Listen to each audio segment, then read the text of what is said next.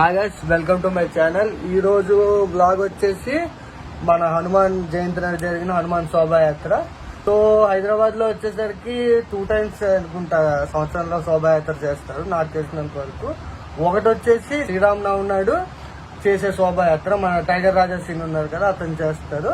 రెండోది మేము నార్మల్ గా 12 అప్పుడు 11:30 అప్పుడు ఆ రోజు హనుమాన్ జయంతి నైట్ మేము నడుచుకొని వెళ్తున్నప్పుడు ఏంటో డీజే శబ్దాలను చూసేసరికి హనుమాన్ శోభాయాత్ర.